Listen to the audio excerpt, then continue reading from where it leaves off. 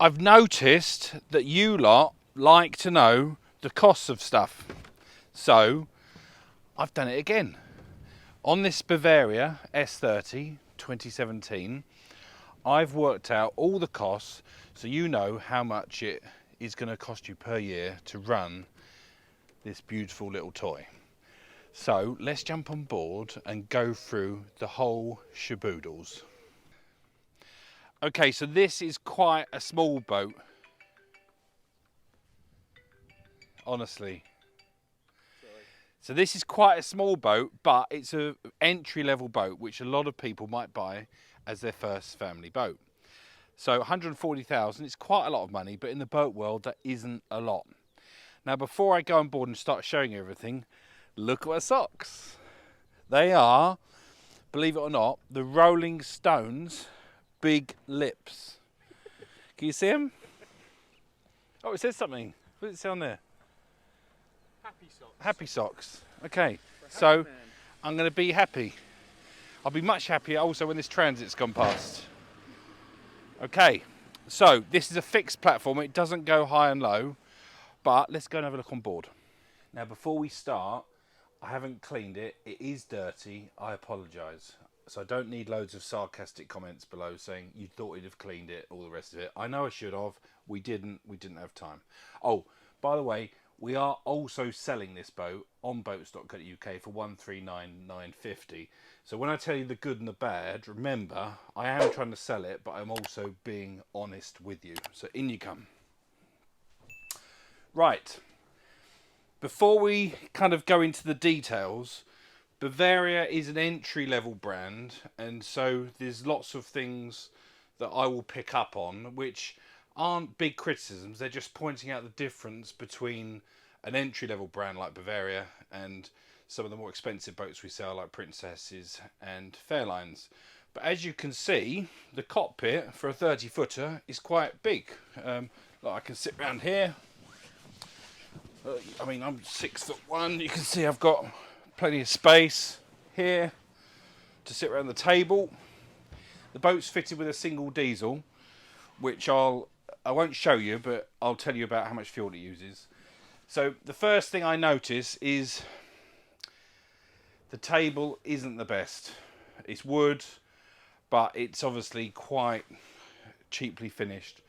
But these are the things you have to compromise when you're buying a cheaper boat. But the seating size and space is quite good.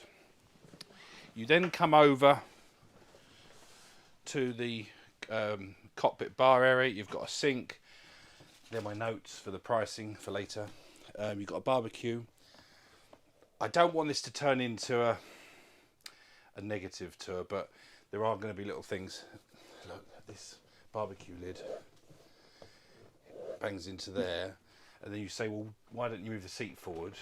Well, I couldn't move the seat forward much because it was then banging into the battery switch, look, which is here. So I couldn't really win on that. So there's just little things like that which would annoy you, but you know, it's not a big deal. Another thing I can just show you is the teak here. On the more expensive boats we sell, you get a teak edging like here, and here you can see there isn't an edge. But it's not a big deal, but it just shows you some of the differences between a more expensive boat and a cheaper boat. So let's have a look at the dashboard. Okay, so the helm is really, really good.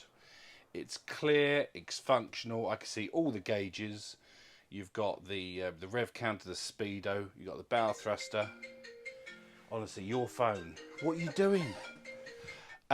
Really easy to see dashboard. You've got the Volvo controls. It's a single Volvo D4 300 with an outdrive, which is easy to use. And it's very functional. The Garmin GPS. You've got the controls here for the horn and stuff. I haven't turned the battery on. But here it's all good. And the visibility is quite bright. Can you just look forward? The visibility forward is quite good too. So for the dashboard, I give it full marks. Going down below, there's just another thing that's pissing me off. Look, on other manufacturers, they put a little cutout here for the key. So when you open the door with a key in, the key goes through the cut. Here, obviously, it just shears it off, so we've got to be careful with that. Don't break it. Right, let's go.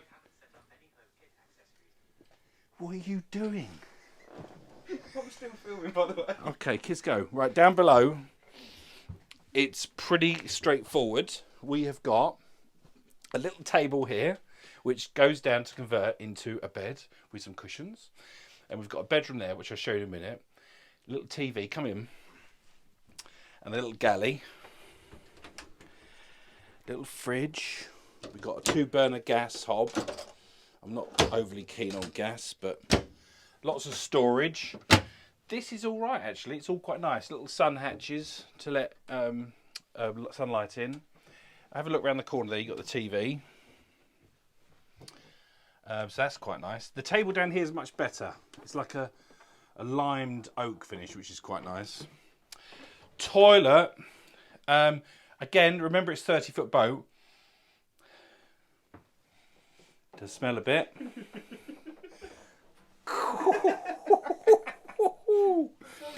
Oh my god, right, let's do this quick. It does not pass the floss test. I can't really stand up. It's got a toilet. Whew. And it's got a shower and it's got a sink. So let's get out of there. Let's get out.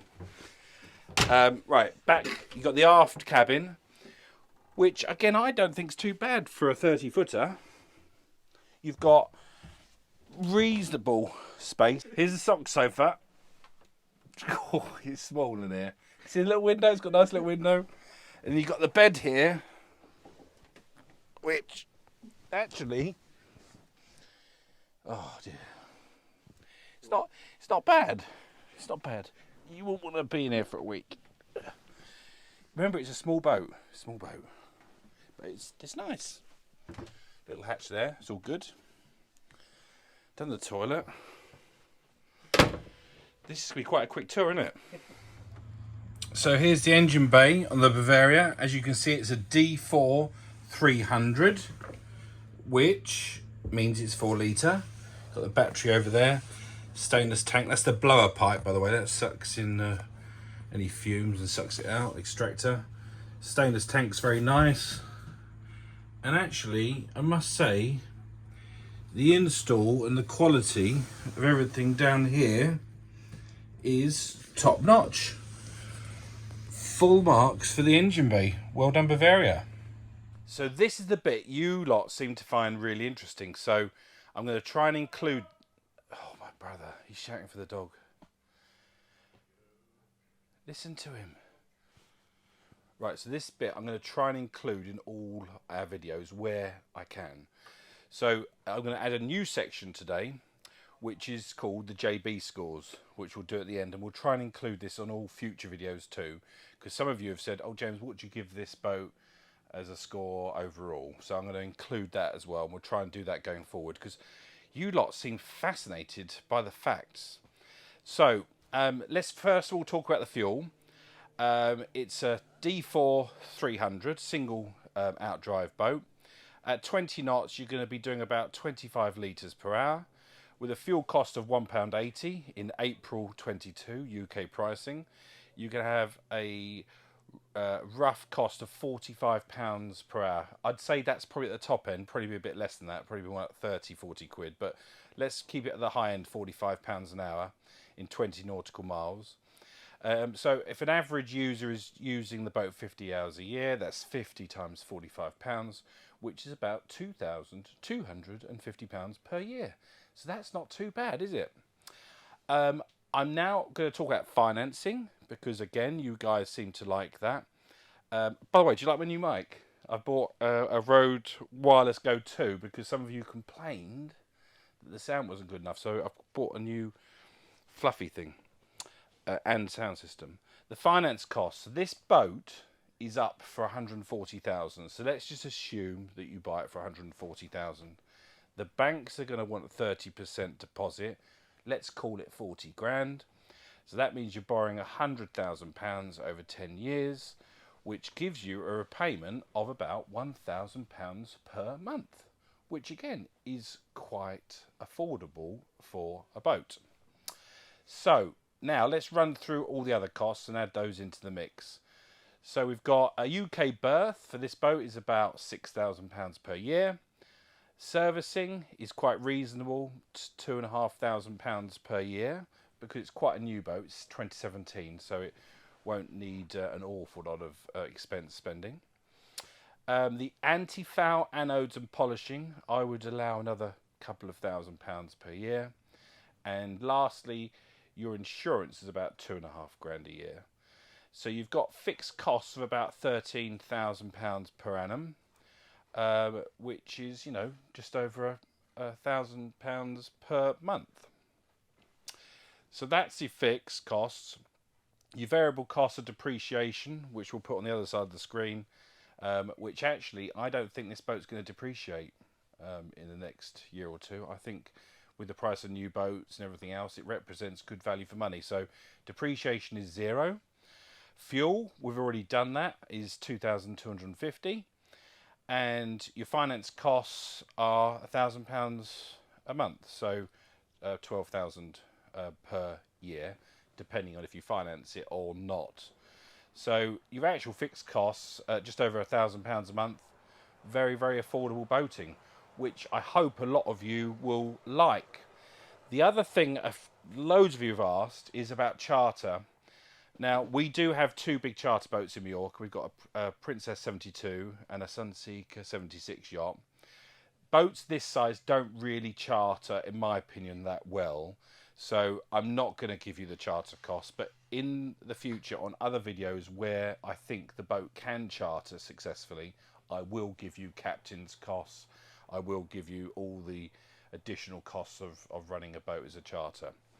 So I'm now going to give you a new section, which is the JB scores section.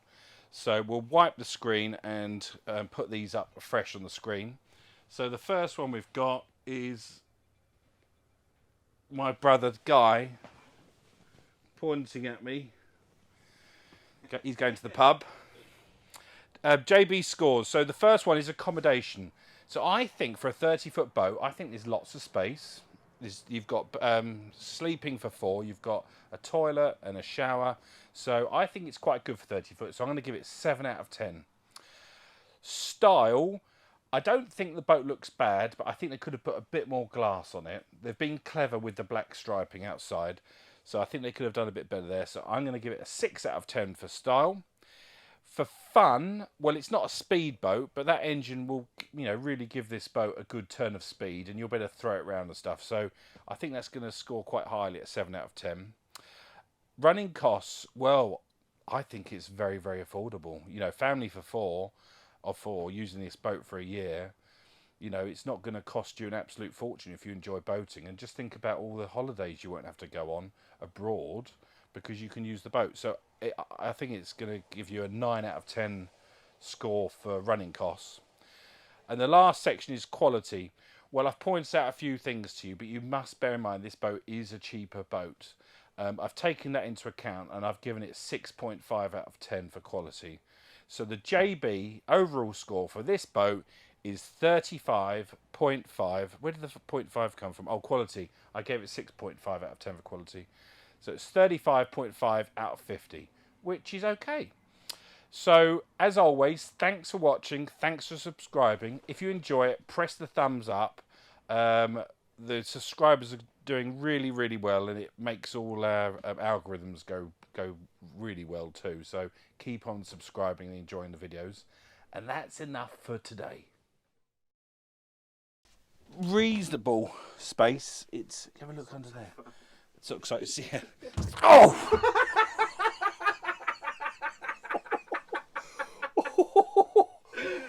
Oh!